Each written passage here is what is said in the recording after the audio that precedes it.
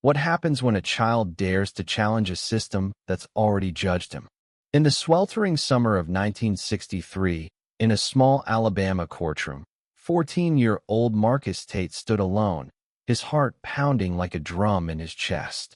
The room was a furnace, not just from the heat, but from the weight of stares, some curious, some hostile, boring into him. The judge, a man with a face carved from years of unchallenged authority, barked, "Boy, sit down." But Marcus didn't. He couldn't. Not when the truth burned inside him, hotter than the August sun. Marcus was no stranger to the sting of segregation. Growing up in a town where separate but equal was a cruel lie, he'd walked past whites-only schools, drunk from colored-only fountains, and felt the invisible walls that kept his family on the wrong side of opportunity. But this wasn't about him alone. It was about his sister, Ella, who'd been expelled from her school for daring to sit at a whites-only lunch counter. The school board called it disorderly conduct. Marcus called it courage. When the local NAACP took up Ella's case, they needed someone to testify. Marcus, with his sharp mind and unshakable spirit, volunteered. The courtroom was a battleground. On one side, the school board's lawyer, Mr. Hargrove, a man with a drawl as smooth as his tailored suit, painted Ella as a troublemaker. "This girl disrupted public order," he declared, his words dripping with disdain. On the other side, Marcus, untrained in law but armed with a dog-eared library copy of the Constitution, stood to argue. The crowd gasped. A black boy, barely a teenager, daring to speak? The judge's face reddened, his gavel slamming down. "This is no place for children," he roared. But Marcus's voice, steady and clear, cut through the chaos. "This is exactly my place, sir. It's about my sister's future and mine." Marcus's argument was simple but seismic. Segregation in schools wasn't just unfair, it was unconstitutional. He quoted the 14th Amendment, his voice trembling not with fear, but with conviction. "Equal protection under the law," he said, "means Ella deserves the same chance as any white girl." The room fell silent.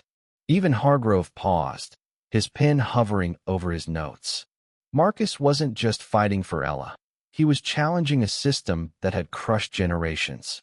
Every word he spoke was a brick pulled from the wall of injustice. The judge, flustered, tried to regain control. "You're out of line, boy," he snapped, but Marcus pressed on. He told the court about the crumbling books in his school, the broken desks, the teachers paid half as much as their white counterparts. He spoke of Ella's dreams of becoming a doctor, dreams the school board wanted to bury. "If this court says she can't learn because of her skin," Marcus said, "then the law is wrong, and I'm here to fix it." The gallery erupted, some in outrage, others in awe.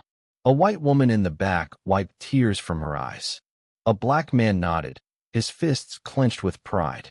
Hargrove countered, his voice icy. "This boy's naive. Segregation is the law of the land. He's wasting this court's time." But Marcus wasn't naive.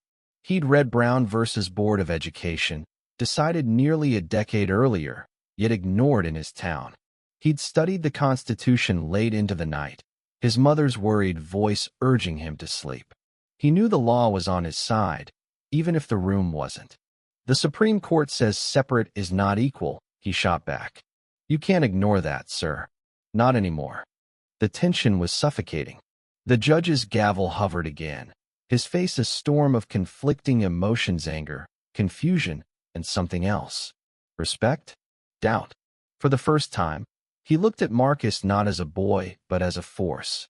The NAACP lawyer, Mr. Carter, stood to support Marcus, citing legal precedents. But it was Marcus's raw passion that held the room.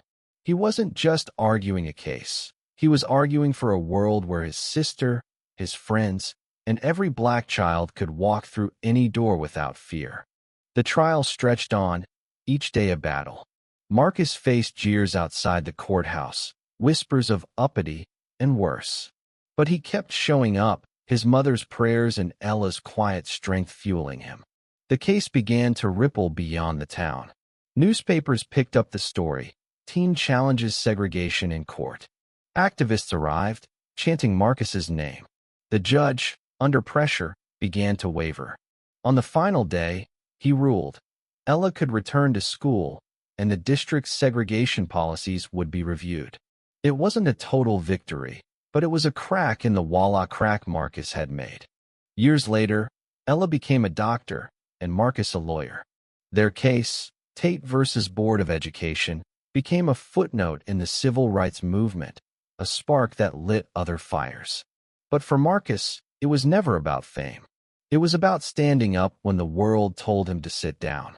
It was about proving that justice, though slow, could bend toward truth. And in that small Alabama courtroom, a boy's voice reminded everyone. Change begins when someone refuses to be silent. Thank you for listening. If you find it interesting, please like and subscribe to follow the next stories.